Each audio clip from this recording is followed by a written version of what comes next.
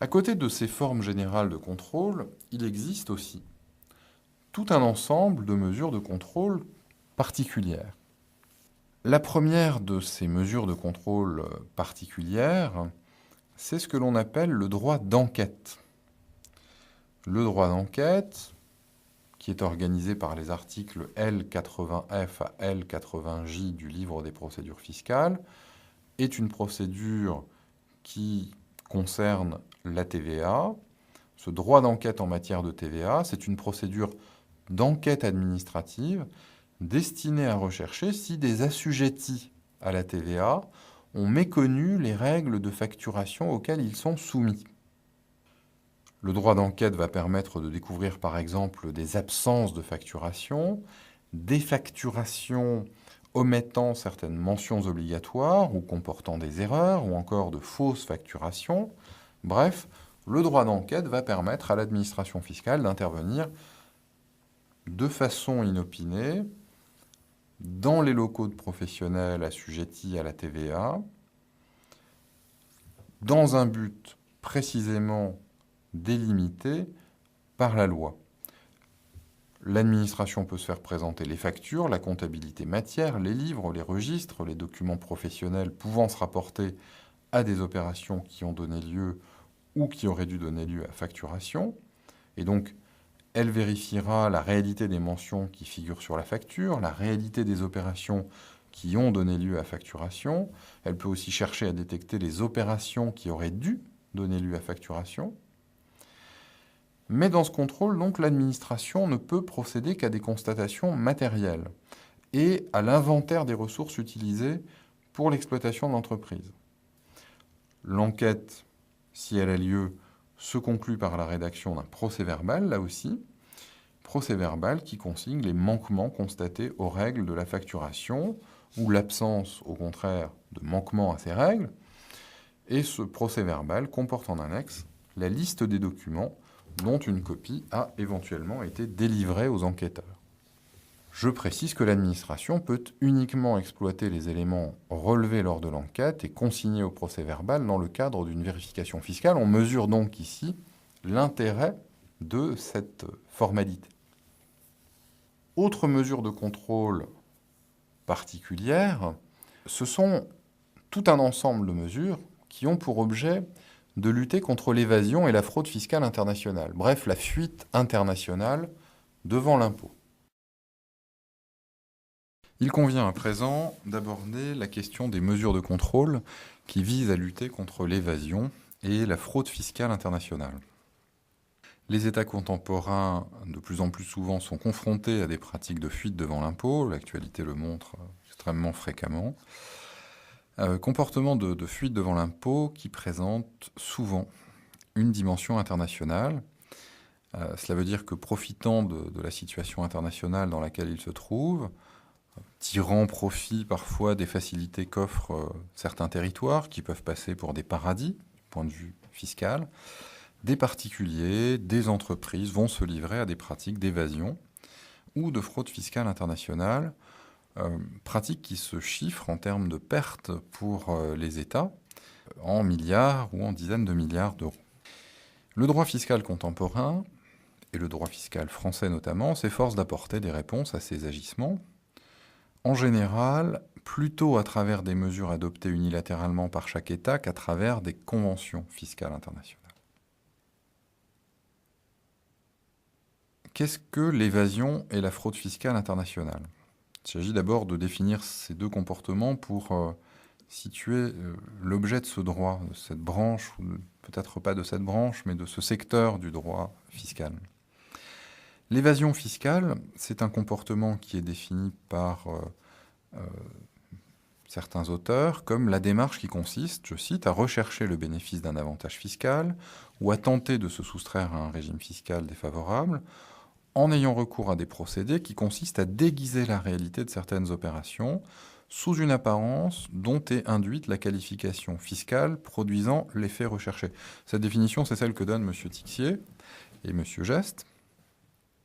Et ils ajoutent qu'il y a évasion fiscale si le contribuable effectue cette démarche sans pour autant enfreindre ouvertement une disposition légale. Donc, L'évasion fiscale, c'est ce comportement qui désigne l'hypothèse où, sans enfreindre frontalement, ouvertement une disposition légale, eh bien, on recherche le bénéfice d'un avantage fiscal, donc on cherche à obtenir une situation plus avantageuse, ou bien on tente de se soustraire à un régime défavorable, donc on essaye d'échapper à une règle que l'on juge peu intéressante ou préjudiciable. Comment? Eh bien, en déguisant la réalité, de telle sorte que l'on va effectivement bénéficier de la règle favorable ou échapper à la règle défavorable ou jugée comme telle.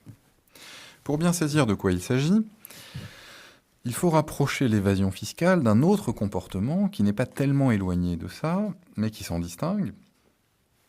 Et cet autre comportement, c'est ce que l'on désigne en français par l'expression bien connue maintenant d'optimisation fiscale, et que dans le monde anglo-saxon, on nomme International Tax Planning. La planification fiscale consiste, ou l'optimisation fiscale, les termes sont équivalents, consiste simplement pour le contribuable à rechercher la voie la moins imposée en se plaçant cette fois effectivement dans la situation de fait qui permet soit d'échapper à une règle fiscale qu'on juge défavorable, soit de bénéficier de l'application d'une règle fiscale avantageuse. Autrement dit, à la différence de l'évasion, ici, le régime fiscal dont on obtient l'application eh bien, est parfaitement justifié par la situation de fait. Et l'intention du législateur fiscal est tout à fait respectée. Quand, par exemple, eh bien, une société française développe son activité aux États-Unis directement à partir de son siège français, elle est imposée en France, ce sont les règles d'application territoriale de l'impôt sur les sociétés qui le prévoient, elle est imposée en France au titre de l'impôt sur les sociétés sur tous ses bénéfices, et même ceux qui proviennent de son activité commerciale avec ses partenaires à l'étranger. Et la société peut très bien décider de se placer dans une situation telle que ces bénéfices-là vont échapper à l'impôt français sur les sociétés. Par exemple, elle va décider de poursuivre ses relations commerciales avec ses partenaires américains par l'intermédiaire d'un établissement qu'elle crée aux États-Unis. Et compte tenu des règles d'application territoriale de l'impôt sur les sociétés, les résultats provenant de cet établissement, de son activité, vont être regardés comme les résultats d'une entreprise exploitée hors de France.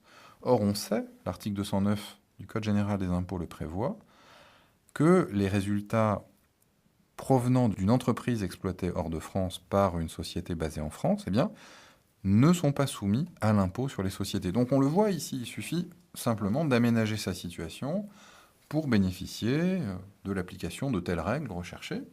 Très bien, mais rien n'est méconnu ici, ni la réalité des faits, puisqu'on ne déguise rien, on organise autrement sa situation, ni l'intention du législateur. L'évasion fiscale internationale, c'est autre chose, puisque cette fois, le contribuable déguise la réalité pour faire évoluer sa situation fiscale. Il le fait en méconnaissant l'esprit de la loi et finalement, il contourne l'intention du législateur. Par exemple, une société française contrôlée par une société britannique peut verser à la société britannique des sommes qui viennent rémunérer des prestations réelles entre elles, mais pour un prix plus élevé que la valeur réelle des prestations. On a là un procédé qui permet à la société française de réduire artificiellement son résultat imposable en France à l'IS, puisque elle va reporter dans son résultat imposable ses dépenses correspondant au prix payé comme charge déductible du résultat. Et pourtant, une partie de ces charges n'a pas eu de contrepartie réelle, puisque pour une part, on a affaire à une surévaluation du prix, un prix non justifié. Donc en apparence, il y a bien eu des charges d'un certain montant, mais plus faibles en réalité, ce qui veut dire que la société française va avoir diminué outrancièrement son résultat imposable en surévaluant les charges, et payera donc, de façon non justifiée en droit, un impôt plus faible, puisque le résultat imposable lui-même est diminué. Mais on aura bien compris que tout ça repose sur des apparences, c'est-à-dire sur cette fraction du prix payé qui ne correspond à rien, qui n'a aucune contrepartie. C'est une façon assez banale de procéder à de l'évasion fiscale. Et en définitive, pour revenir à notre propos ici, qui est de distinguer l'évasion fiscale internationale d'autres comportements, pour bien identifier de quoi il s'agit, à la différence de ce qui se passe dans le cas de l'optimisation fiscale, avec l'évasion fiscale internationale, eh bien, des revenus ou des opérations qui auraient dû normalement tomber dans le champ de l'application de l'impôt français vont se trouver artificiellement soustraits du champ d'application de cet impôt. Qu'en est-il de la fraude fiscale internationale maintenant? Eh bien, en anglais, on parle de tax evasion. La fraude fiscale internationale est nommée tax evasion. Il s'agit là, bien entendu, d'un faux ami, puisque évasion fiscale et fraude fiscale recouvrent des réalités différentes. Et ce que l'on peut dire, c'est que de façon générale, eh bien, la fraude fiscale se définit comme le fait d'enfreindre directement et délibérément les règles relatives à l'établissement et au paiement de l'impôt. Et par exemple, au niveau international, une société étrangère va tout simplement omettre de déclarer les bénéfices provenant de l'établissement qu'elle exploite en France. Et la fraude fiscale internationale, donc, appartient à la famille des procédés de fuite internationale devant l'impôt, mais elle se distingue aussi bien de l'évasion fiscale internationale que de l'optimisation fiscale, en cela qu'elle constitue une infraction directe et délibérée aux règles fiscales. Si vous voulez, en termes de bilan, on peut dire que parmi les stratégies de fuite devant l'impôt, il y a ce qui est licite, c'est l'optimisation fiscale, il y a ce qui ne l'est pas et qui recouvre l'évasion fiscale internationale.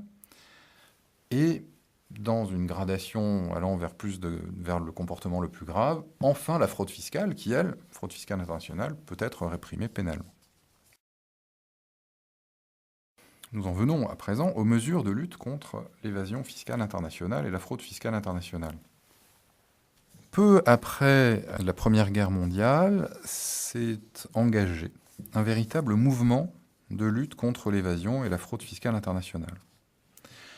Le développement de telles mesures était alors lié à l'essor des échanges internationaux, qui offraient de nouvelles opportunités de se soustraire à l'impôt, en conséquence de quoi, eh bien, les contribuables ont commencé à multiplier les agissements de fuite devant l'impôt, donc d'évasion fiscale internationale et de fraude fiscale internationale, c'est-à-dire des comportements illicites en l'espèce. Et par la suite, donc bien plus tard, dans les années 1950-1960, est intervenu le développement des entreprises multinationales. Donc premier temps, le développement des échanges internationaux, deuxième temps, le développement des entreprises multinationales, donc des groupes constitués d'entreprises privées, reliés entre elles par des liens juridiques de dépendance, obéissant à une stratégie commune, mais répartis sur des territoires parfois différents, avec des souverainetés étatiques distinctes. Et ces entreprises, bien sûr, compte tenu de leurs caractéristiques, et de plus en plus nombreuses, ont cherché à profiter à leur implantation territoriale diversifiée pour développer des stratégies de soustraction à l'impôt dans tel ou tel État, des revenus réalisés ou des opérations censées relever de l'impôt, si bien que les États, en réponse, ont, de façon assez isolée, en vérité, développé des mesures de lutte contre la fuite internationale devant l'impôt sous la forme d'évasion ou de fraude fiscale internationale. Cette nécessité s'est encore accentuée récemment parce que aujourd'hui de plus en plus de professions sont susceptibles de recourir à l'évasion fiscale internationale et l'époque est révolue à laquelle, s'agissant au moins des particuliers, seuls les artistes et les sportifs de haut niveau pouvaient pratiquer cette évasion. Enfin, il faut ajouter à cela que les paradis fiscaux se sont particulièrement développés depuis une soixantaine d'années aujourd'hui. Et naturellement, il y a là une forme d'incitation à des pratiques fiscales illicites au profit de ces États, de ces territoires. Alors, les États donc, ont adopté un certain nombre de mesures. Et à cet égard, il faut le dire encore, les mesures destinées à lutter contre l'évasion et la fraude fiscale internationale présentent essentiellement un caractère unilatéral. Il est vrai que les conventions fiscales internationales comportent de plus en plus souvent des stipulations qui organisent une coopération ou une assistance entre les administrations fiscales des États signataires pour assurer le recouvrement de créances fiscales, l'échange de renseignements concernant l'assiette de l'impôt. Et de même, ces conventions comprennent des clauses qui visent à dissuader. Donc là, il y a là une forme de lutte contre une forme d'évasion fiscale, donc des clauses visant à dissuader les contribuables de faire un usage abusif des conventions internationales à des fins d'évasion. Mais, encore une fois, pour l'essentiel, la lutte contre l'évasion et la fraude fiscale internationale se traduit juridiquement, même si il y a des éléments de coopération entre les États, de négociation, d'entente entre les États pour parvenir à quelque chose d'efficace. Cela se traduit, in fine, pour l'instant, essentiellement par des dispositifs unilatéraux. Alors, il peut s'agir de mécanismes de portée générale, que l'on exploite également à des fins de lutte contre l'évasion et la fraude fiscale internationale. Par exemple, en France, l'administration peut prendre appui sur la théorie de l'acte anormal de gestion, que nous avons déjà rencontrée par ailleurs. Théorie de l'acte anormal de gestion qui implique que ne peuvent être déduites du résultat imposable les charges résultant d'un acte accompli dans le seul intérêt d'un tiers par rapport à l'entreprise. Et ici, le recours à la théorie de l'acte anormal de gestion permet à l'administration fiscale de refuser la déduction d'une charge et de la réintégrer au bénéfice imposable. Par exemple, quand une entreprise française décide de payer à une société établie aux États-Unis une prestation pour le double du prix normal sans y avoir d'intérêt, l'administration peut écarter cette charge et réintégrer dans le résultat imposable la différence entre le prix versé et le prix courant. Et ce, au titre donc de la théorie de l'acte anormal de gestion. L'administration peut aussi exploiter les potentialités de l'article L64 du livre des procédures fiscales. C'est un texte qui vise à lutter contre l'abus de droit. C'est une question d'ailleurs qui est abordée un peu plus loin dans ce cours. Et cela permet à l'administration finalement de restituer leur véritable qualification à des actes qui dissimuleraient la portée véritable d'un contrat dans le but de faire échec à la loi fiscale. Et donc le fisc ici n'hésite pas à faire usage de cette disposition en matière internationale. Mais encore une fois, ce sont là des dispositifs qui ont été instaurés dans d'autres buts ou qui se sont développés dans une autre perspective que celle de lutter contre l'évasion fiscale internationale ou la fraude fiscale internationale et qui peuvent être exploités dans ce contexte tout de même. Mais par-delà donc ces dispositifs, et procédant peut-être davantage du mouvement de lutte contre l'évasion et la fraude fiscale internationale, il existe un certain nombre de mesures de contrôle qui visent spécialement à lutter contre l'évasion ou la fraude fiscale internationale. Et à ce titre, il convient d'abord de faire mention de l'article 57 du Code général des impôts. Bien qu'il soit assez rarement appréhendé par le droit comme des entités fiscales à part entière, les groupes internationaux ont un intérêt propre qui dépasse l'intérêt de chacune des entreprises qui les composent. Et donc, ces groupes internationaux de sociétés peuvent développer des stratégies de fuite devant l'impôt qui ne se comprennent finalement qu'au niveau du groupe pris dans sa globalité. Ils vont pouvoir chercher à diminuer les bénéfices dégagés en France et imposables en France, tout en gonflant parallèlement les bénéfices d'autres implantations situées dans des États à plus faible taux d'imposition. Et pour parvenir à leur objectif, ils peuvent notamment jouer sur les prix pratiqués à l'occasion des échanges de biens et de services au sein du groupe, entre les entités qui composent le groupe. Ils peuvent jouer sur ce qu'on appelle les prix de transfert. Le prix que telle entreprise du groupe verse à telle autre entreprise du groupe en échange d'une prestation ou de la livraison d'un bien. Ce phénomène, c'est un phénomène qui est bien connu, qui peut être résumé de la façon suivante. Des prix sont convenus entre les entreprises du groupe, alors que ces prix n'auraient pas pu être retenus si les entreprises n'avaient pas été liées entre elles et si elles avaient pratiqué donc des prix de pleine concurrence en vigueur sur le marché. Prenons un exemple. L'entreprise française, au sein du groupe, va verser des redevances en échange de services inexistants, ou bien elle va vendre à des prix insuffisants et acheter à des prix excessifs des biens à telle autre entreprise du groupe qui se situe au Japon, aux États-Unis ou ailleurs. Ou bien elle va consentir, par exemple, des avances à faible taux d'intérêt. Ou bien même elle va consentir des avances sans intérêt à un autre établissement du groupe situé à l'étranger. Ce qu'elle ne ferait pas à l'égard d'une entreprise qui ne fait pas partie du groupe. Ou encore elle procède à des abandons de créances vis-à-vis de l'établissement situé à l'étranger. Toutes ces pratiques ont pour effet de diminuer artificiellement les bénéfices imposables en France. C'est autant que l'on ne perçoit pas, ou bien c'est autant de charges que l'on surévalue et qui viennent en diminution du résultat imposable. Et l'article 57 du Code général des impôts vise à lutter contre ce type de pratique.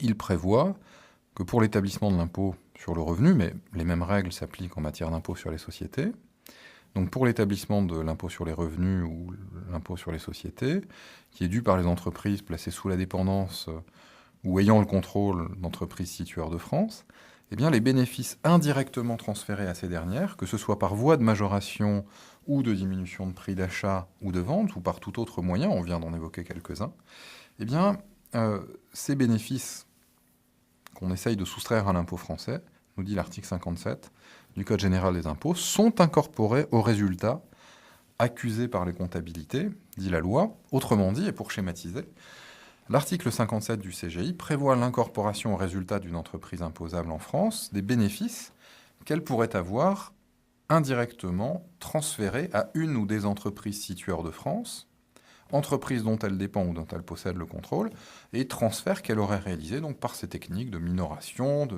prix, de majoration de prix, d'avance sans intérêt ou à de faibles taux d'intérêt, etc., etc. Et donc l'article 57, lui, écarte tout ça, et tient compte de la réalité et réintègre les sommes en question, donc les majorations de prix, les minorations de prix, les intérêts non requis de l'autre partie à l'achat ou à la prestation, enfin. C'est donc un moyen tout à fait efficace de lutter contre les pratiques décrites. Si l'administration fiscale parvient à établir qu'il y a un lien de dépendance entre les deux entreprises, l'entreprise française et celle qui est à l'étranger, si elle établit qu'il y a bien eu transfert indirect de bénéfices à travers les différents procédés qu'elle recense, que nous venons d'évoquer, les sommes sont tout simplement réintégrées dans les résultats de l'entreprise imposable en France et l'impôt est calculé en fonction, il est redressé en fonction. Il existe bien entendu d'autres mesures destinées à lutter contre l'évasion fiscale ou la fraude fiscale internationale. Et ce sont notamment des mesures qui sont destinées à la lutte contre un type d'évasion fiscale en particulier, qui consiste à tirer profit des pays à fiscalité privilégiée. Elles sont donc un peu plus spéciales que la précédente. L'article 57 du Code général des impôts a une portée très large. Parmi ces mesures, il convient de mentionner d'abord l'article 238 grand A du Code général des impôts, qui est un dispositif dont l'objet consiste à lutter contre un procédé particulier de transfert de bénéfices hors de France, qui consiste lui-même, pour un contribuable domicilié ou établi en France, à verser certaines sommes à des personnes domiciliées ou établies dans des territoires à fiscalité privilégiée. En réalité, les sommes sont versées sans contrepartie réelle ou normale, et l'intérêt du contribuable français, que ce soit une entreprise ou un particulier, réside dans le fait que les sommes qu'il a versées sont regardées en France comme des charges, donc il peut les déduire de sa base d'imposition en France et diminuer sa base d'imposition. Et en même temps, eh bien, il extrait hors de France une partie de ses bénéfices ou revenus vers un État plus clément fiscalement, où ils resteront pour l'essentiel à sa disposition. L'idée, c'est que dès qu'il y a un échange avec un pays à fiscalité privilégiée, on présume que l'échange n'est pas établi dans sa réalité, qu'il est déséquilibré. Autrement dit, que cette opération vise à couvrir une démarche de soustraction à l'impôt. Et pour lutter contre ce type de pratique, eh bien, l'article 238 grand A du Code général des impôts établit une présomption qui vient affaiblir le contribuable et qui vient donc renforcer la position de l'administration fiscale. On va présumer, je me répète, que ce type de paiement présente un caractère fictif. Et si le contribuable qui a versé les sommes ou qui s'en est rendu débiteur veut effectivement pouvoir déduire ses charges, il devra prouver que ces dépenses correspondent à des opérations réelles et que l'opération ne présente pas un caractère anormal ou exagéré. Donc on ne commerce pas, en d'autres termes, avec des personnes, morales ou physiques, établies dans des pays à fiscalité privilégiée, sans risque, au fond, ou sans devoir établir qu'on le fait sans intention de se soustraire à l'impôt de façon illicite. Autre disposition à mentionner ici, c'est l'article 209b du Code général des impôts, qui permet, sous certaines conditions, d'imposer en France une part des bénéfices réalisés dans des paradis fiscaux par les filiales ou les succursales de sociétés françaises établies dans ces pays. Il y a là une dérogation, tout simplement, établie par la loi, aux règles habituelles de territorialité de l'impôt sur les sociétés, dérogation aussi au principe selon lequel des personnes distinctes doivent faire l'objet d'impositions séparées, puisque là, on le voit, des succursales, mais aussi des filiales, donc avec une personnalité morale distincte, voient leurs résultats réalisés hors de France dans ces paradis fiscaux imposés dans la personne de la société basée en France. On peut encore mentionner les articles 990D et suivants du Code général des impôts, qui instaurent une taxe sur la valeur des immeubles possédés en France par certaines personnes non résidentes, ou encore l'article 155 grand A du Code général des impôts, dont l'objet est de lutter contre un procédé qui est employé surtout dans le monde du spectacle et du sport professionnel. Procédé qui s'organise de la façon suivante. Les sommes qui sont destinées à rémunérer les prestations qu'un sportif ou un artiste exécute en France sont parfois versées à une autre personne que l'artiste ou le sportif, autre personne qui peut être un particulier ou un organisme, établi hors de France. Et cet intermédiaire va restituer ensuite une partie des sommes versées donc, à l'artiste ou au sportif sous la forme d'un salaire. Donc si vous voulez, l'artiste vient chanter en France, la somme visant à rémunérer cette prestation est versée à un organisme qui se prétend être le prestataire des services fournis par l'artiste, et l'organisme reverse un salaire à l'artiste au titre de sa prestation en France. Si bien que le contribuable, l'artiste donc, est imposable en France à raison d'un revenu plus faible que la somme qui a véritablement rémunéré sa prestation artistique ou sportive, puisque généralement l'intermédiaire sert de façade dans ces hypothèses-là. Et donc l'article 155 grand A du Code général des impôts s'efforce de répondre à ce type de pratique en prévoyant que les sommes versées à l'intermédiaire sont présumées destinées à l'artiste en vérité, ou au sportif, et elles sont donc imposées dans la personne de l'artiste ou du sportif, qui lui n'échappe pas à l'impôt français, il n'est pas autre que la personne lui-même qui a fourni les prestations en France. Et il faudra vraiment que l'on prouve que l'organisme qui passe comme intermédiaire a cette activité pour que finalement on puisse faire échec à l'article 155 grand A du Code général des impôts. Donc on le voit là encore, un dispositif qui vise à lutter contre une forme d'évasion fiscale internationale qui implique parfois les paradis fiscaux, mais pas toujours. Pour contrecarrer les tentatives du contribuable de se soustraire à l'impôt, l'administration fiscale n'a pas uniquement la possibilité de collecter des informations, elle possède aussi le pouvoir plus important de procéder à des vérifications fiscales. Et dans ce cadre, l'administration ne se contente pas de s'informer, elle va confronter les documents qu'elle détient à ceux du contribuable et elle va apprécier leur conformité ou leur cohérence. La loi définit deux formes principales de vérification. Et la première de ces vérifications, c'est la vérification de comptabilité. C'est un dispositif qui est régi par les articles L13 et suivants du livre des procédures fiscales. C'est un contrôle dont l'objet est d'examiner la comptabilité d'une entreprise et de confronter cette comptabilité aux éléments d'exploitation et aux renseignements obtenus par l'administration. L'objectif est ici de déterminer si les déclarations souscrites par le contribuable étaient sincères et exhaustives. Les contribuables qui sont concernés par la vérification fiscale de comptabilité, ce sont les personnes qui sont soumises à l'obligation de tenir une comptabilité pour l'activité en cause, ce qui concerne aussi bien les contribuables qui tiennent une comptabilité de type commercial que les autres.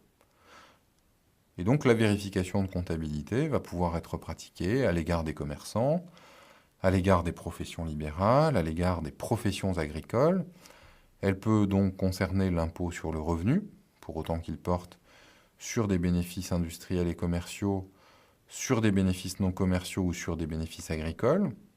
Elle peut aussi concerner l'impôt sur les sociétés et les taxes sur le chiffre d'affaires.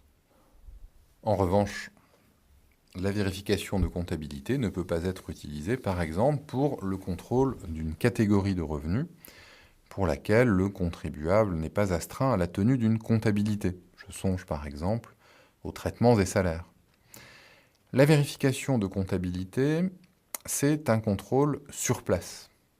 En conséquence, elle est effectuée chez le contribuable ou au siège de l'entreprise. L'administration peut aussi effectuer ce contrôle chez l'expert comptable de l'entreprise, à condition que le contribuable ait donné son accord.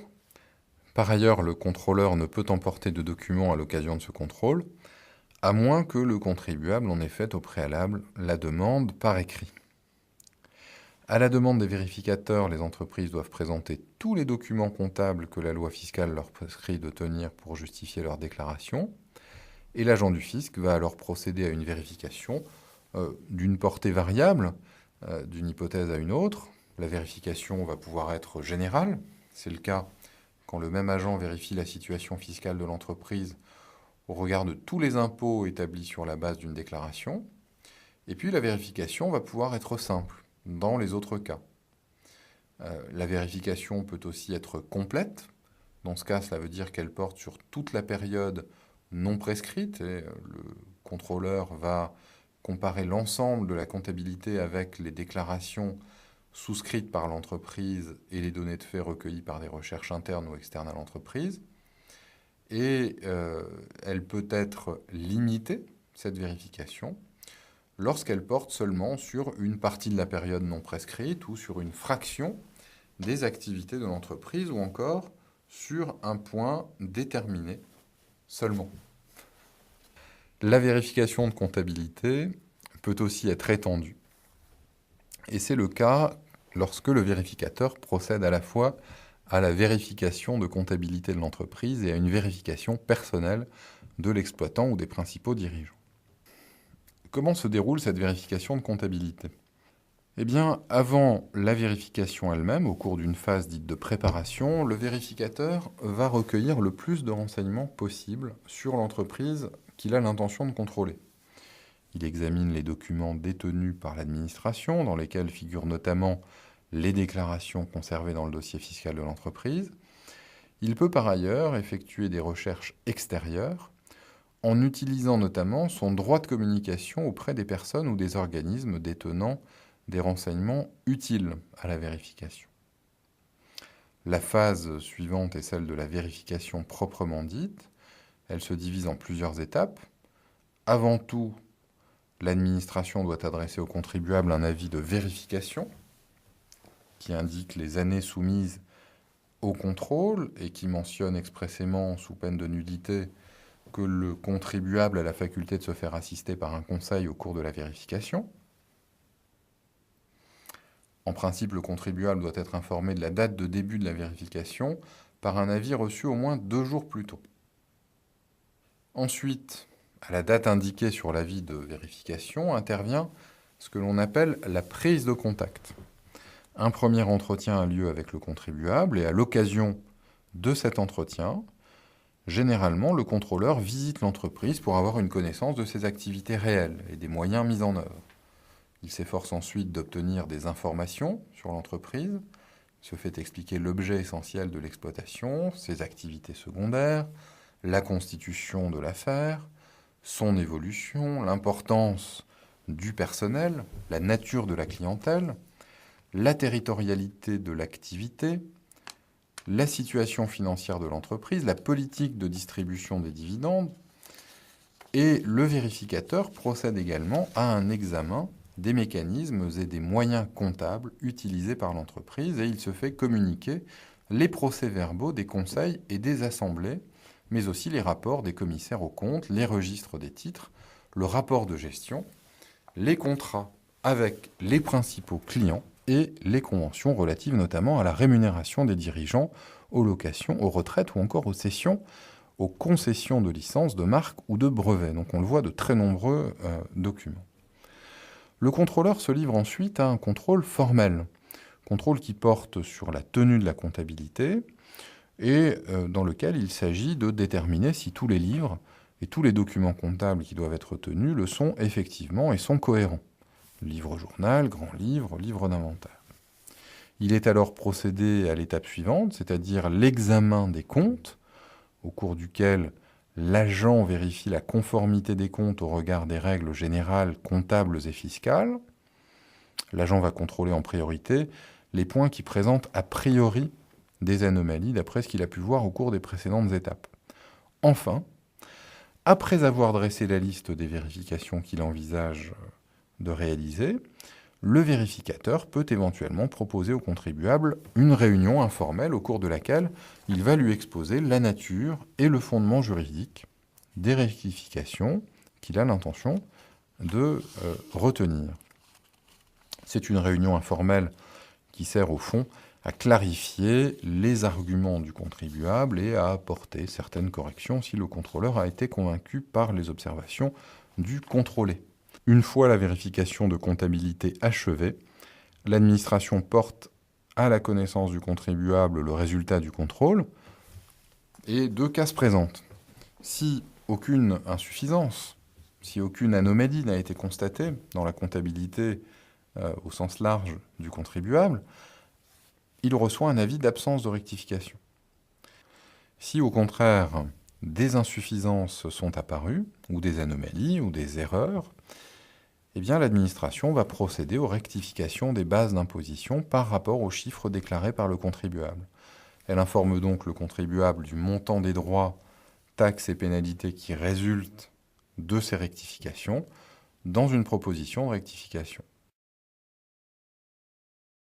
La deuxième forme de vérification fiscale se présente sous un autre intitulé, c'est l'examen contradictoire de la situation fiscale des personnes physiques.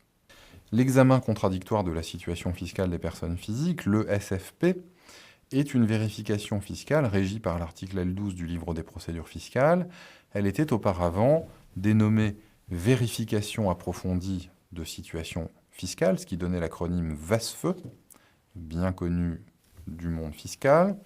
Et puis, jusqu'en 1997, elle fut dénommée par la suite donc examen contradictoire de l'ensemble de la situation fiscale personnelle, avant donc de devenir en 1997 l'examen contradictoire de la situation fiscale des personnes physiques, ESFP. Cet ESFP s'exerce uniquement à l'égard des personnes physiques. Il peut concerner tout contribuable passible de l'impôt sur le revenu, en effet. Son objet est de contrôler la sincérité et l'exactitude de la déclaration des revenus. En pratique, il vise habituellement les contribuables pour lesquels un contrôle de bureau, éventuellement complété par des renseignements obtenus sur exercice du droit de communication, fait apparaître une disproportion entre le revenu déclaré et les dépenses. Le SFP intervient aussi souvent en complément d'une vérification de comptabilité pour vérifier la situation individuelle des exploitants ou des principaux dirigeants d'une entreprise. Il consiste dans un contrôle de cohérence entre, d'une part, les revenus déclarés et, d'autre part, la situation patrimoniale, la situation de trésorerie et les éléments du train de vie des membres du foyer fiscal. Le SFP n'est donc pas simplement un contrôle de la déclaration du contribuable à partir d'investigations limitées, relatives à telle ou telle catégorie de revenus, il présente au contraire une portée générale. Comment se déroule cet examen? Comment se déroule cette autre forme de vérification fiscale? C'est ce que nous allons voir à présent. Le contribuable, objet d'un examen de sa situation personnelle, doit être informé de la date de début de l'ESFP par un avis de vérification reçu au moins 2 jours plus tôt. À la date prévue, l'ESFP est engagé. Il a lieu normalement dans les locaux de l'administration, mais il peut se dérouler en tout lieu et, si le contribuable le demande, la vérification pourra se tenir à son domicile, chez son conseil ou dans son entreprise. Le SFP débute par une phase préparatoire qui consiste dans un examen complet du dossier du contribuable et des recherches extérieures. Le vérificateur effectue un contrôle formel et de cohérence des déclarations souscrites par le contribuable. Ce contrôle préliminaire est analogue à celui qui est effectué lors du contrôle de bureau, mais il vise essentiellement à déterminer les recherches extérieures qu'il faudra entreprendre. Il débouche sur une première comparaison entre les renseignements relatifs aux dépenses et ceux qui portent sur les recettes. Et au cours de ce premier contrôle, le vérificateur se met en relation avec différents services afin de découvrir ou de recouper des informations essentielles à la poursuite du contrôle. En consultant les services d'assiette, de contrôle et de recouvrement, il peut découvrir si le contribuable a auparavant respecté ses obligations déclaratives, quelle est sa situation au regard de ses obligations. Il peut aussi être informé des contrôles qui ont pu avoir lieu précédemment et des résultats ou de ces contrôles. Le vérificateur peut aussi contacter des services spécialisés pour identifier notamment les comptes bancaires du contribuable et les comptes bancaires des personnes qui habitent sous son toit, mais encore le lieu d'exercice de leurs activités. Enfin, pour compléter les éléments recueillis à ce stade, le contrôleur effectue des recherches extérieures. Il utilise ici le droit de communication et peut ainsi obtenir des éléments précis auprès des banques, relever des comptes bancaires donc, ou auprès des administrations publiques.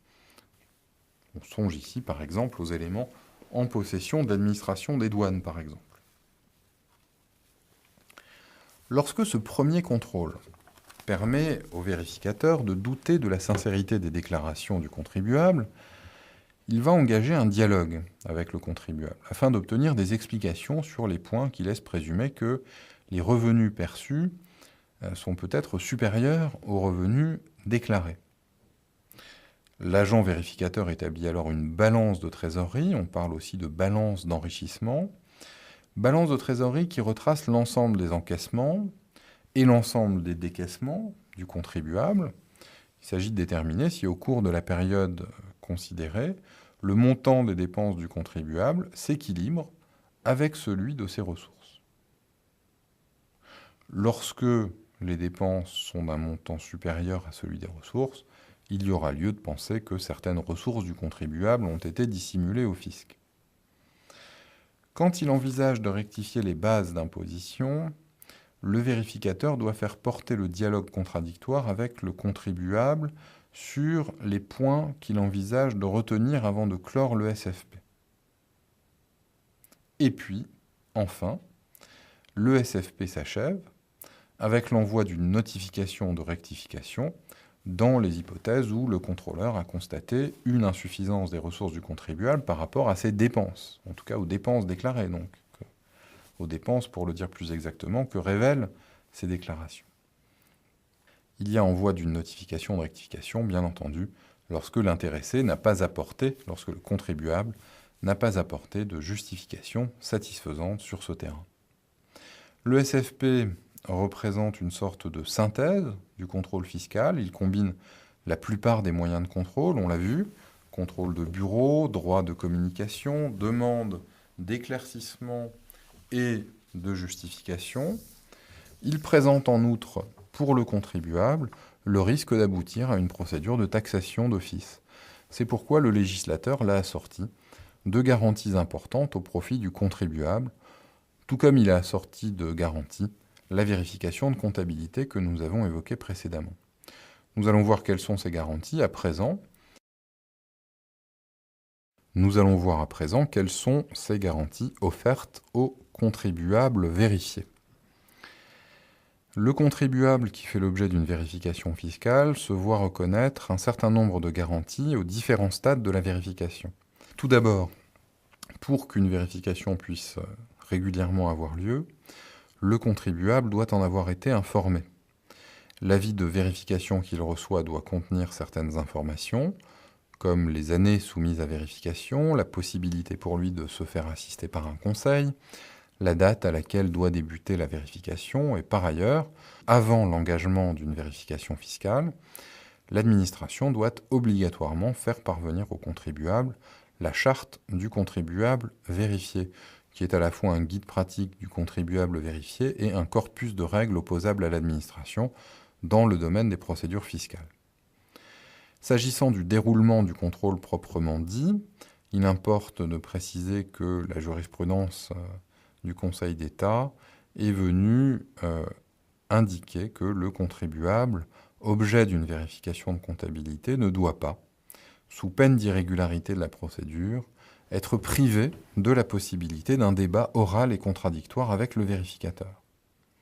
La loi limite par ailleurs la durée des vérifications, et c'est ainsi qu'il est prévu à l'article L52 du livre des procédures fiscales que, sous réserve de certaines exceptions, la vérification de comptabilité ne peut excéder 3 mois pour les contribuables dont le chiffre d'affaires ou le montant annuel des recettes brutes n'excède pas la limite d'admission au régime simplifié d'imposition.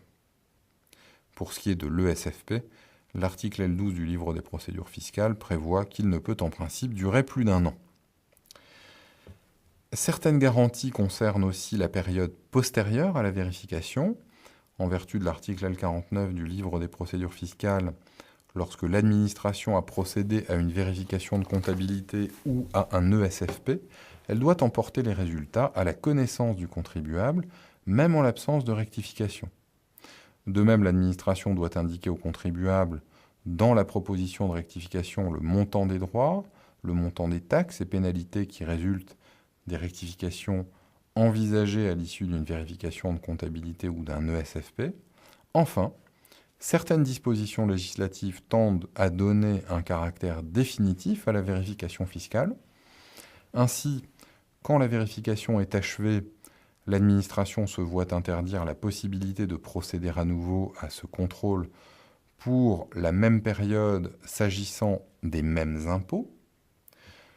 Et l'article L50 du livre des procédures fiscales en particulier limite le droit de reprise de l'administration, c'est-à-dire que quand elle a procédé à l'ESFP d'un contribuable au regard de l'impôt sur le revenu, l'administration fiscale ne peut plus procéder à des rectifications pour la même période et pour le même impôt. Nous abordons dans cet enregistrement la question des suites données au contrôle de l'administration fiscale. Quand le contrôle fiscal permet d'identifier des omissions, des insuffisances, des dissimulations de la part du contribuable, ce contrôle donne lieu logiquement à la rectification des bases d'imposition et à la réclamation de l'impôt effectivement dû par le contribuable, compte tenu de ces rectifications. Les rectifications et leurs conséquences sur le montant de l'impôt à payer peuvent être particulièrement importantes, et elles peuvent être d'autant plus importantes que l'administration fiscale possède un droit de reprise étendu, c'est-à-dire qu'elle a la faculté de corriger les omissions, les insuffisances ou les erreurs qui ont été commises dans l'établissement de l'impôt dans un délai qui est le plus souvent de 3 ans. Donc en matière d'impôt sur le revenu, en matière d'impôt sur les sociétés, en matière de TVA, l'administration a la possibilité de rectifier la base d'imposition et d'en tirer les conséquences jusqu'à la fin de la 3e année qui suit celle au titre de laquelle l'imposition est due. Et donc, par exemple, pour l'imposition des revenus de l'année 2012, eh bien, l'administration bénéficie d'un délai de reprise qui court jusqu'au 31 décembre de l'année 2013. Voyons à présent, eh bien, justement, comment s'opère cette rectification de l'imposition. C'est l'objet d'une première section ici. Et nous allons voir que le paiement par le contribuable des suppléments de droits exigibles, éventuellement assortis de pénalités, ne peut être en principe réclamé par l'administration qu'après une procédure de rectification des bases d'imposition, une procédure précise dont nous allons voir à présent les contours. Tout d'abord, il convient d'appréhender les procédures de rectification qui présentent un caractère contradictoire. Lorsque le contribuable s'était conformé à ses obligations fiscales, notamment en termes de déclaration, l'administration va mettre en œuvre une procédure de rectification contradictoire. Il y a là d'abord une procédure de droit commun qu'il convient de mentionner, et cette procédure de droit commun, elle est régie par les articles L55 et suivants du livre des procédures fiscales et fait l'objet d'une application générale. Elle concerne en principe tous les impôts pour lesquels le contribuable est tenu à une obligation déclarative, et l'administration peut y avoir recours quand elle souhaite rectifier les déclarations des contribuables, qu'elles soient entachées d'une insuffisance, d'une inexactitude, d'une omission ou d'une dissimulation concernant les éléments qui servent de base au calcul de l'impôt. Et cette procédure, dont je disais à l'instant qu'elle est d'application générale, trouve à s'appliquer quel que soit le contrôle de la part de l'administration fiscale, quel que soit le contrôle qui a révélé le manquement du contribuable. Vous vous souvenez que les contrôles peuvent prendre des formes extrêmement variées. Toutefois, cette procédure de rectification contradictoire n'est pas applicable s'agissant d'impôts directs locaux perçus au profit des collectivités locales ou d'organismes divers. Elle n'est pas non plus applicable en matière de contributions indirectes, dès lors que les faits ont été constatés par procès-verbal. Par ailleurs, il faut observer que, étant donné que la procédure de rectification contradictoire concerne les erreurs ou omissions dans les éléments servant de base de calcul à l'impôt, elle ne s'applique pas aux erreurs matérielles qui concernent le calcul même de l'impôt, que ce calcul soit effectué par le service, c'est-à-dire par l'administration, ou qu'il ait été effectué par le redevable. Je pense ici par exemple à l'erreur du contribuable dans la détermination du nombre de parts à retenir au titre du quotient familial en matière d'impôt sur le revenu. La procédure de droit commun que nous évoquons ici, c'est une procédure qui débute par la notification d'une proposition de rectification adressée au contribuable, notification qui intervient au plus tard le 31 décembre de la troisième année suivant celle au titre de laquelle l'impôt est dû, conformément à la règle que nous évoquions tout à l'heure. La proposition de rectification doit être motivée de manière à permettre à l'intéressé de formuler ses observations ou de faire connaître son acceptation, s'il considère que spontanément, immédiatement, que cette proposition de rectification se justifie. Il dispose alors, le contribuable, d'un délai de 30 jours pour faire connaître son acceptation, donc à compter de cette notification, ou bien au contraire ses observations. Et en cas d'acceptation, l'administration va l'imposer donc sur les bases qui ont été notifiées dans la proposition de rectification. Si le contribuable produit des observations, c'est-à-dire au fond une critique de ce qui est proposé par l'administration, et que ces propositions, ces observations semblent à l'administration fondées, partiellement ou totalement, eh bien l'administration va modifier son projet ou bien éventuellement l'abandonner. Et dans l'hypothèse où l'administration rejette les observations du contribuable, elle doit l'en informer naturellement par une réponse motivée et elle peut procéder à l'imposition au terme d'un délai de 30 jours imparti au contribuable, le délai que nous évoquions précédemment. Enfin, si le contribuable conserve le silence, c'est une hypothèse qui est fréquente, l'administration peut procéder à l'imposition au terme de ce même délai de 30 jours. Il existe, à côté de cette procédure de droit commun contradictoire, une procédure elle-même contradictoire de rectification de l'impôt qui présente un caractère non pas général mais particulier. Cette procédure de règlement particulière est définie par l'article L62 du livre des procédures fiscales et elle vise à faciliter la conclusion des vérifications de comptabilité menées dans des petites ou moyennes entreprises. Et sur ce fondement, les contribuables qui sont l'objet donc d'une vérification de comptabilité ont la possibilité de demander à régulariser spontanément les erreurs, les inexactitudes, les omissions, les insuffisances relevées au cours du contrôle par le vérificateur, ce qui va leur permettre de bénéficier d'un taux d'intérêt de retard réduit de moitié. Autrement dit, le contribuable accepte toutes les conclusions du vérificateur et s'engage à payer son rappel d'impôt à brève échéance en échange d'une minoration des intérêts de retard.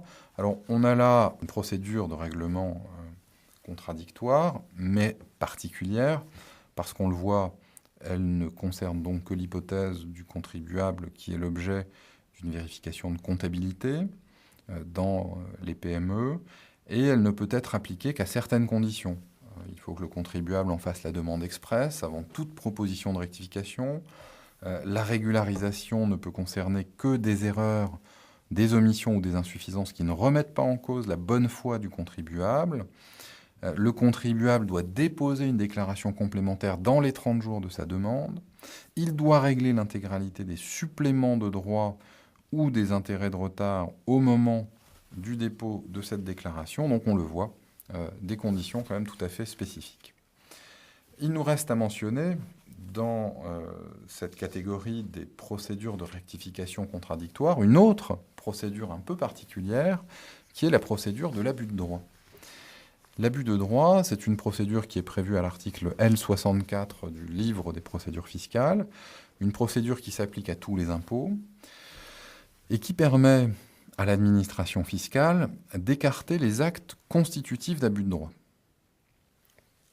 Pour le dire autrement, la loi prévoit ici que dans certaines hypothèses, les actes du contribuable ne sont pas opposables à l'administration. L'administration a donc la possibilité de restituer à ces actes leur caractère véritable et elle a donc la possibilité ensuite d'en tirer les conclusions qui s'imposent en matière d'imposition du contribuable. L'article 1729 du Code général des impôts prévoit en outre qu'en cas d'abus de droit constaté par l'administration, s'applique une majoration équivalente à 80% de l'imposition ainsi rectifiée. Donc on le voit, c'est une procédure qui présente tout de même un caractère répressif assez marqué.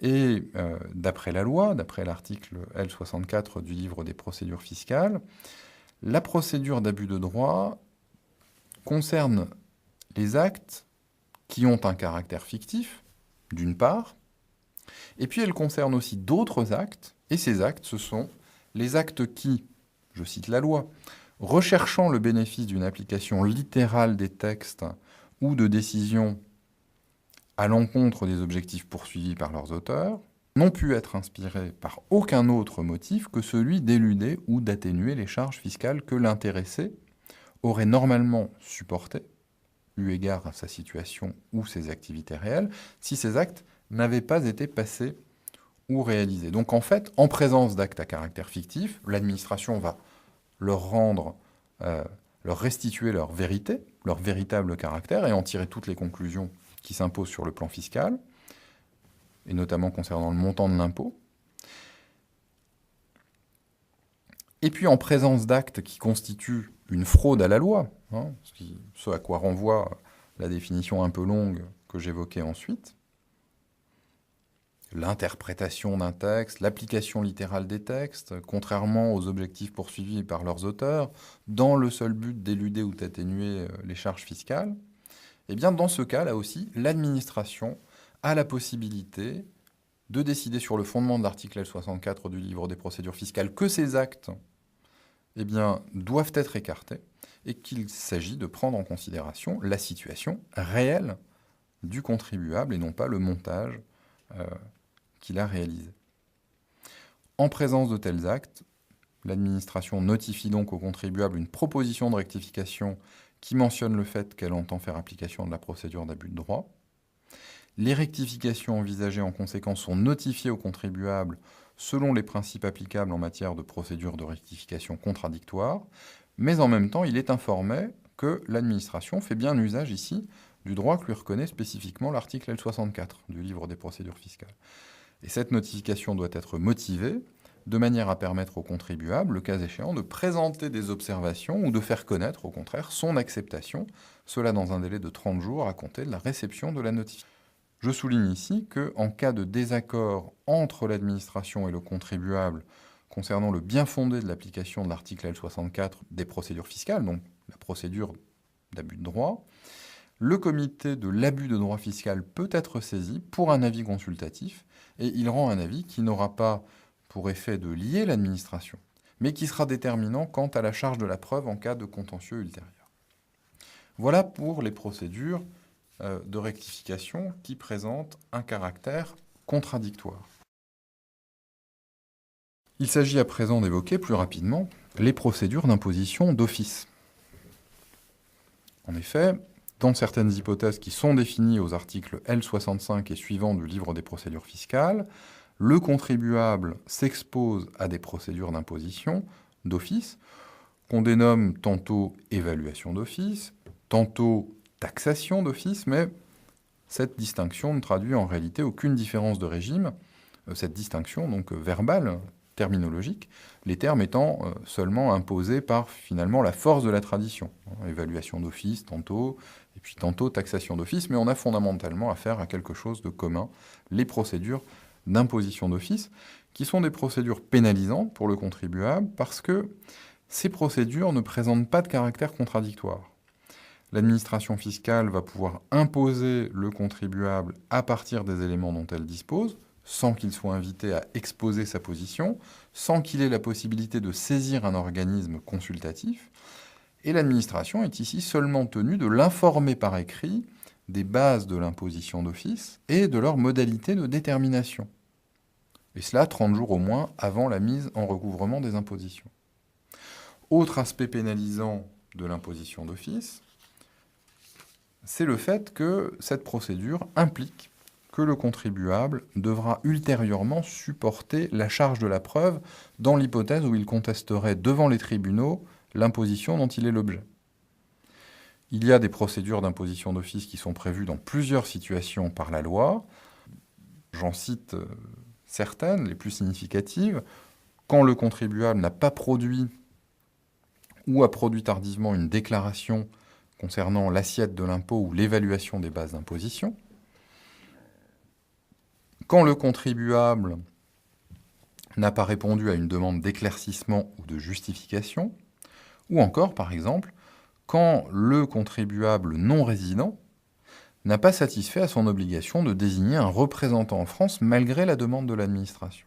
Dans ces hypothèses-là, eh bien, effectivement, la procédure d'imposition d'office trouve à s'appliquer si l'administration fiscale le décide. La rectification de l'imposition, c'est une procédure, dans un cas ou dans l'autre, qui peut être assortie de sanctions. Ces sanctions peuvent être des sanctions pénales, et ces sanctions peuvent aussi être des sanctions administratives, pécuniaires, et on parle alors de sanctions fiscales. Sans être prononcées exactement dans les mêmes conditions que les sanctions pénales, les sanctions fiscales obéissent à un certain nombre d'exigences proches de celles qui s'imposent en matière pénale. Sous l'influence de la jurisprudence constitutionnelle et de la Convention européenne des droits de l'homme, de nombreuses garanties de la répression pénale ont en effet été étendues à la répression administrative, notamment en matière fiscale. En ce qui concerne les sanctions fiscales, ce sont des sanctions qui peuvent prendre la forme de majoration de droits ou d'amendes fiscales. Elles sont éventuellement assorties de majoration de droits, amendes fiscales, elles sont éventuellement assorties d'un intérêt de retard qui vise à réparer le préjudice subi par l'État du fait du non-respect de la part des contribuables des obligations qui sont les leurs en matière de déclaration et de paiement de l'impôt aux dates prévues par la loi. Cet intérêt ne constitue donc pas une sanction, mais vient réparer le préjudice subi par l'État. Pour l'essentiel, les sanctions, pour revenir à notre sujet des sanctions fiscales, les sanctions fiscales sont prévues par la loi dans 3 hypothèses. Elles peuvent d'abord faire suite à des insuffisances de déclaration. C'est l'article 1729 du Code général des impôts qui prévoit, je le cite, que les inexactitudes ou les omissions relevées dans une déclaration ou un acte comportant l'indication d'éléments à retenir pour l'assiette ou la liquidation de l'impôt, ainsi que la restitution d'une créance de nature fiscale dont le versement a été indûment obtenu de l'État, entraîne l'application d'une majoration qui est de 40% dans l'hypothèse d'un manquement délibéré. Deuxième hypothèse, des sanctions fiscales peuvent être appliquées par l'administration à la suite du défaut de production d'une déclaration ou du retard dans la production de cette déclaration. Je renvoie ici à l'article 1728 du Code général des impôts. Et puis enfin, des sanctions fiscales punissent le contribuable en cas de défaut total ou partiel de paiement de l'impôt ou en cas de retard dans ce paiement. C'est l'article 1730 du Code général des impôts et c'est également l'article 1727 grand 4-1 et l'article 1731 du Code général des impôts. Les sanctions auxquelles s'expose le contribuable, ce sont ces sanctions fiscales, mais ce sont également, le cas échéant, des sanctions de caractère pénal. Des sanctions pénales sont effectivement prévues, que prononce le tribunal correctionnel, essentiellement afin d'assurer la répression de délits de fraude pénale. L'article 1741 du Code général des impôts prévoit ainsi que quiconque s'est frauduleusement soustrait ou a tenté de se soustraire frauduleusement à l'établissement ou au paiement des impôts, soit qu'il ait volontairement omis de faire sa déclaration dans les délais prescrits, soit qu'il ait volontairement dissimulé une part des sommes sujettes à l'impôt, soit encore qu'il ait organisé son insolvabilité ou mis obstacle par d'autres manœuvres au recouvrement de l'impôt, est passible, également s'il a agi selon d'autres manières frauduleuses, est passible donc, indépendamment des sanctions fiscales applicables, d'une amende et d'un emprisonnement qui peut aller jusqu'à 5 ans. Sont également incriminés pénalement d'autres comportements qui ont en commun l'intention de leur auteur d'échapper à l'impôt en enfreignant la loi, et c'est par exemple le délit commis par les agents d'affaires, par les experts comptables, par les experts qui participent à l'établissement de documents comptables falsifiés. C'est ce que prévoit l'article 1772 du Code général des impôts. Sont également incriminés pénalement d'autres comportements encore, tels que le délit de rébellion collective à l'égard de l'impôt, article 1747 du Code général des impôts, ou bien certaines fraudes en matière de TVA qui sont punies sur le fondement de l'article 313-1 du Code pénal.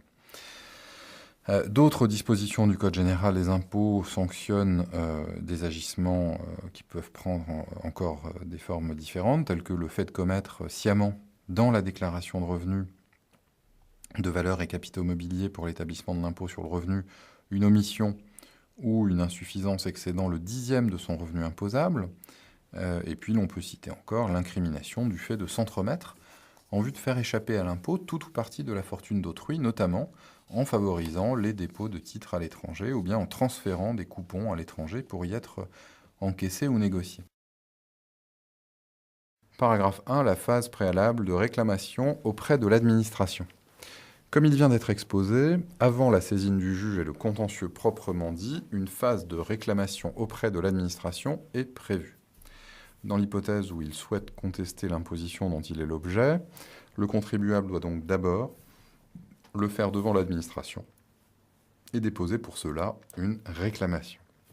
Cette réclamation est normalement formulée par écrit et envoyée au service des impôts du lieu d'imposition. Elle peut prendre la forme d'une simple lettre sur papier libre, lettre qui doit mentionner l'imposition contestée et exposer sommairement les faits, moyens et conclusions.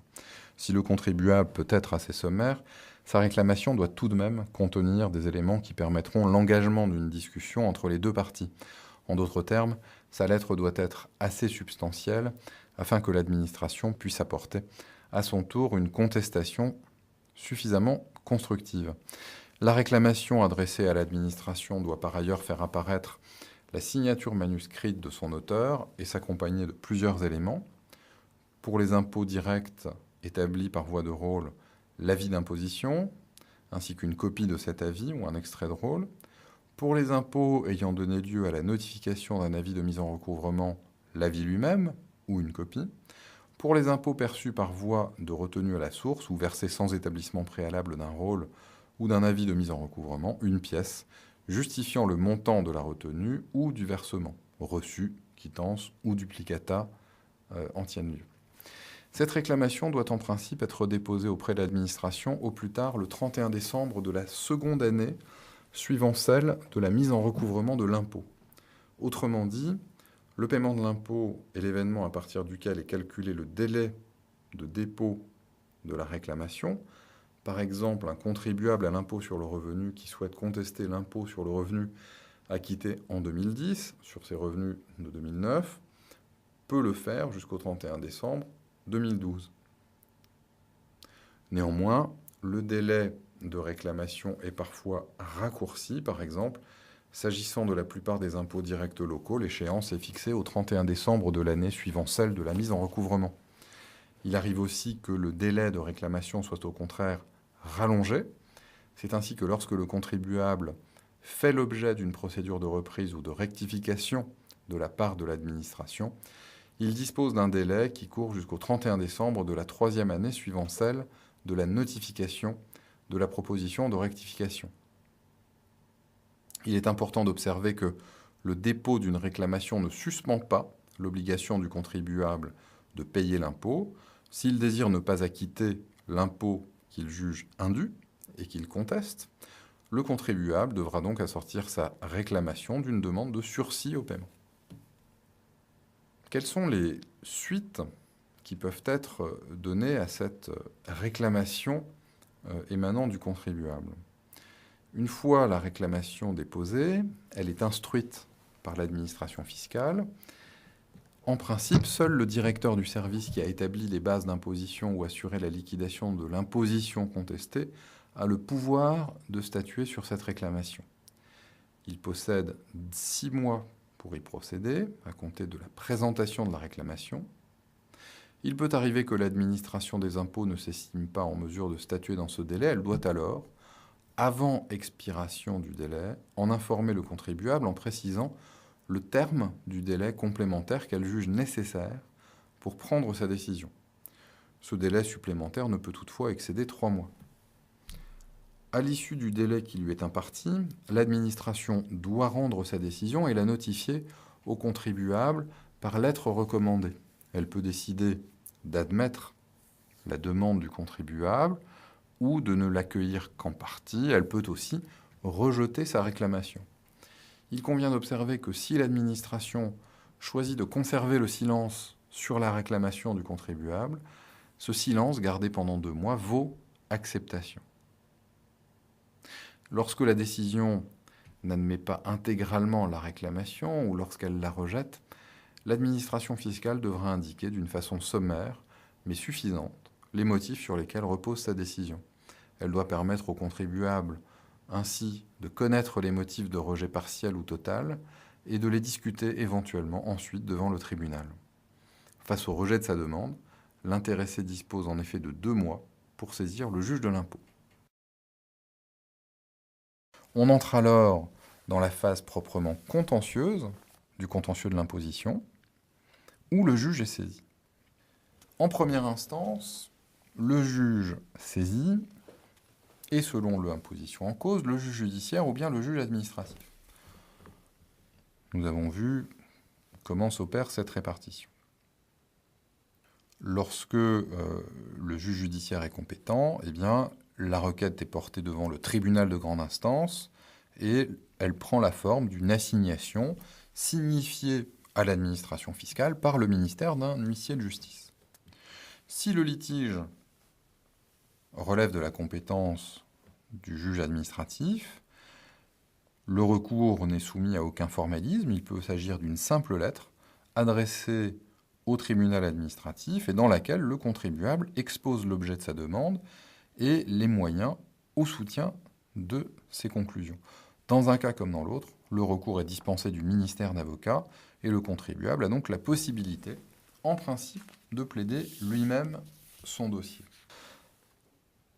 Au terme de la première instance, le contribuable ou l'administration peuvent contester en appel le jugement qui a été rendu. S'agissant des tribunaux judiciaires, ce recours sera formé dans le délai d'1 mois qui suit la signification du jugement devant la cour d'appel. L'appel n'est pas suspensif. Il est formé par voie de déclaration au greffe de la cour d'appel et donc dans ce délai d'1 mois à compter de la signification du jugement. Concernant les juridictions administratives, le jugement du tribunal administratif peut être contesté en appel par l'objet d'un recours non suspensif. Le contribuable peut saisir la cour administrative d'appel dans le ressort de laquelle le tribunal administratif qui a rendu la décision de première instance a son siège et la requête doit alors être déposée au greffe de la cour dans un délai de 2 mois à compter de la notification du jugement. Elle doit être obligatoirement présentée par un avocat, et l'administration fiscale, naturellement, bénéficie, elle aussi, de la possibilité de faire appel du jugement du tribunal administratif, et cela dans un délai de 2 mois. Alors, en ce qui concerne l'administration fiscale, ce délai s'écoule à compter de la date d'expiration du délai de 2 mois imparti au directeur des services fiscaux pour transmettre le jugement et le dossier au ministre, ou bien à compter de la date à laquelle le contribuable a fait signifier le jugement du tribunal administratif au ministre du Budget par exploit d'huissier. Enfin, à l'issue de l'appel, une fois que la Cour administrative d'appel a rendu son arrêt, les parties peuvent naturellement se pourvoir en cassation et saisir dans ce cas la Cour de cassation ou bien le Conseil d'État d'un pourvoi en cassation qui lui-même n'est pas suspensif. Ce pourvoi dirigé contre l'arrêt de la Cour d'appel peut être formé devant la Cour de cassation dans les 2 mois qui suivent la signification de l'arrêt de la Cour d'appel. Et s'agissant de la décision de la Cour administrative d'appel, son arrêt peut être contesté devant le Conseil d'État dans un délai de 2 mois suivant la notification de l'arrêt. Le pourvoi en cassation suppose dans les 2 cas l'intervention d'un avocat au Conseil qui peut seul plaider devant la Cour de cassation ou bien le Conseil d'État. Nous en venons à présent au contentieux du recouvrement, qui est donc l'autre grande figure du contentieux fiscal, avec le contentieux de l'imposition que nous venons d'étudier. Comme toutes les créances publiques, l'impôt donne lieu à une procédure de recouvrement. Une fois l'impôt établi, le contrôle éventuel étant terminé, il reste à obtenir le paiement du contribuable, mais celui-ci peut contester les poursuites engagées à son encontre par le Trésor public en vue de parvenir au recouvrement de cet impôt. Et ici, l'administration et le juge fiscal ne sont donc pas saisis d'une demande qui met en cause l'assiette ou la liquidation de l'impôt. C'est uniquement le recouvrement de l'impôt qui est contesté. En ce qui concerne le domaine de ce contentieux du recouvrement, il faut préciser qu'il est délimité tout à fait étroitement. Dans ce cadre, en effet, le contribuable peut tenter de s'opposer aux poursuites dirigées à son encontre en faisant valoir certains arguments seulement. D'une part, il peut contester la validité en la forme des actes de poursuite, critiquer la régularité des poursuites donc. D'un point de vue formel, on parle alors d'opposition à l'acte de poursuite. Le contribuable a la possibilité ici de soutenir que l'acte de poursuite est entaché d'une irrégularité de forme, qu'il ne respecte pas certaines exigences posées par la loi, et par exemple, il a la possibilité d'invoquer la méconnaissance de délai ou le fait qu'un acte ne présente pas toutes les caractéristiques requises. D'autre part, le contribuable peut mettre en cause l'existence même de l'obligation de payer. Il s'agit cette fois de ce que l'on nomme l'opposition à contrainte. Le contribuable va invoquer par exemple la prescription de l'action en recouvrement. Il pourra mettre en évidence le fait que la somme qui lui est réclamée, la somme à raison de laquelle il fait l'objet de poursuites, n'est pas encore exigible ou bien n'est plus exigible. Le contribuable peut encore invoquer d'autres motifs pour autant qu'il ne mette pas en question l'assiette ou la liquidation de l'impôt. Il peut ainsi soutenir par exemple que le montant qui lui est réclamé est excessif dans la mesure où il ne tient pas compte du paiement partiel qu'il a déjà effectué. Paragraphe 2. Le déroulement du contentieux du recouvrement. Quel que soit le motif de la contestation des poursuites, dans le cadre du contentieux du recouvrement, le contribuable est tenu de former au préalable un recours administratif. Il ne peut donc pas saisir le juge fiscal directement, mais doit adresser à l'autorité administrative une réclamation préalable.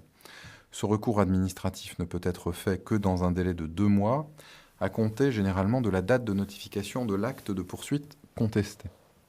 Le chef du service compétent dispose de 2 mois à compter du dépôt de la demande pour statuer expressément sur ce recours administratif. Il peut aussi conserver le silence. Dans ce cas, au terme d'une période de 2 mois, le contribuable pourra considérer que sa demande a fait l'objet d'une décision d'acceptation. En effet, venant modifier l'article 21 de la loi du 12 avril 2000 relative aux décisions implicites de l'administration, l'article 1er de la loi du 12 novembre 2013 prévoit que le silence gardé pendant 2 mois par l'autorité administrative sur une demande vaut décision d'acceptation, sous réserve de certaines exceptions ou dérogations, assez rares du reste en matière fiscale. Lorsqu'il reçoit notification de la décision expresse de l'administration, ou dans les rares cas où le silence vaut encore rejet, donc au titre de ces dérogations, lorsque le délai de 2 mois au cours duquel le chef du service devait statuer est expiré, le contribuable a 2 mois pour contester devant le juge fiscal la décision administrative de rejet qui le concerne. En d'autres termes, il a 2 mois pour saisir le juge fiscal. La juridiction compétente varie en fonction des moyens développés à l'appui de la contestation. Ainsi, le juge judiciaire est compétent pour connaître des contestations qui mettent en cause la validité formelle des actes de poursuite. Lorsque la contestation porte sur les causes de la poursuite, c'est-à-dire l'obligation au paiement de l'impôt dans son existence, son montant, son exigibilité, les choses sont différentes. Le juge administratif est compétent lorsque sont concernés les impôts directs et les taxes sur le chiffre d'affaires, et le juge judiciaire est compétent lorsque sont en cause les impôts indirects et plus généralement les impôts qui ne sont pas perçus par voie de rôle nominatif.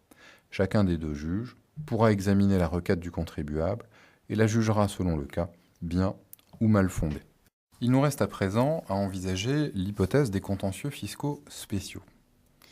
Effectivement, en dehors du contentieux de l'imposition, en dehors aussi du contentieux du recouvrement, il existe d'autres voies de contestation devant le juge fiscal qui occupent une place plus réduite au sein du contentieux fiscal. C'est d'abord le contentieux de l'annulation en matière fiscale, contentieux donc qui désigne l'hypothèse dans laquelle le contribuable va rechercher l'annulation pour illégalité d'un acte administratif qui interfère avec son statut fiscal. Il va donc avoir la possibilité ici de former un recours pour excès de pouvoir, recours ouvert même sans texte, devant le juge administratif. Le recours en excès de pouvoir occupe traditionnellement une place assez réduite dans le contentieux fiscal en raison de la mise en œuvre de l'exception de recours parallèle. À partir du moment où il existe un recours de plein contentieux dont dispose le contribuable, le recours pour excès de pouvoir a traditionnellement été écarté. Toutefois, les choses ont été un peu atténuées. Le juge administratif a effectivement développé la théorie des actes détachables, qui vient limiter la portée de l'exception de recours parallèle, et après avoir pendant longtemps opposé une fin de non-recevoir au recours en excès de pouvoir qui mettait en cause des décisions concernant les impôts, à partir du moment où il existait donc une autre voie de droit contentieuse, le Conseil d'État a fini par admettre la possibilité de tel recours en cette matière, si bien que selon la jurisprudence, lorsqu'un acte administratif est détachable de la procédure d'imposition, le recours pour excès de pouvoir dirigé contre cet acte est recevable, alors même que existe donc le contentieux de l'imposition que nous évoquions tout à l'heure, en particulier donc ce recours de plein contentieux. D'après la jurisprudence administrative, les actes réglementaires sont considérés comme détachables de la procédure d'imposition et peuvent ainsi faire, dans tous les cas, l'objet d'un REP, un recours pour excès de pouvoir. Et s'agissant des actes administratifs non réglementaires, la détachabilité est admise plus rarement. Il convient tout de même de citer l'hypothèse des décisions portant refus ou retrait d'agréments fiscaux, des décisions par lesquelles la commission paritaire des publications et agences de presse refuse de délivrer à un éditeur de périodique un certificat d'inscription, ou encore des décisions par lesquelles l'administration refuse à un éditeur le bénéfice du régime de la presse. Au total, le contentieux de l'annulation en matière fiscale peut donc être exploité par les contribuables dans un certain nombre d'hypothèses et il va l'être en pratique assez souvent.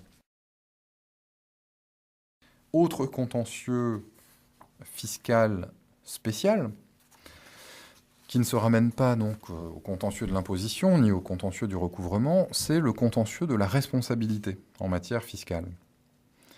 Comme dans d'autres domaines de l'activité des pouvoirs publics, le contribuable peut ici rechercher la responsabilité de l'administration à raison de son activité, et il s'agit de demander réparation d'un préjudice subi du fait de l'activité de l'administration. Ce contentieux représente une faible part de l'activité du juge fiscal. Il faut dire qu'un contribuable qui obtient un dégrèvement total ou partiel de son imposition ne bénéficie pas de plein droit, pour autant, d'un dédommagement ou d'indemnité quelconque, à l'exception des intérêts moratoires. Lorsqu'il souhaite être dédommagé d'un préjudice qu'il a subi du fait des services fiscaux, alors même qu'on l'a dégrévé finalement de son imposition, il doit engager une nouvelle procédure sur le plan du droit commun de la responsabilité. Alors traditionnellement, le régime de la responsabilité était défini de façon tout à fait restrictive et dans ce domaine dominait l'exigence d'une faute lourde, mais le Conseil d'État est revenu sur cette jurisprudence par un arrêt de section du 21 mars 2011 Kroupa, où l'exigence de faute lourde a finalement été abandonnée au profit d'une généralisation du régime de droit commun de responsabilité pour faute simple de l'État. Il faut savoir toutefois que cette possibilité donc d'invoquer la faute simple pour demander la réparation du préjudice causé par l'administration fiscale, cette possibilité est assortie d'exigences, disons, de conditions qui en limitent la portée. Il en résulte que la responsabilité de l'administration pour faute simple n'est susceptible d'être engagée que si le contribuable démontre que la décision illégale d'imposition ou de recouvrement a eu pour lui directement des conséquences matérielles, la ruine de son entreprise par exemple, ou des troubles dans ses conditions d'existence, atteinte à son crédit, obligation de vendre sa résidence principale par exemple. Il reste que pour le contribuable, eh bien, ce contentieux n'est pas d'un usage aisé, donc on le voit, les exigences sont particulièrement élevées, et puis la répartition des compétences entre juges judiciaires et juges administratifs obéit en outre à des règles relativement complexes. S'agissant des fautes intervenues lors des opérations d'assiette, le juge administratif est compétent quand le litige concerne des impôts directs ou des taxes sur le chiffre d'affaires. Quant au juge judiciaire, il est compétent s'agissant des droits d'enregistrement ou des contributions indirectes.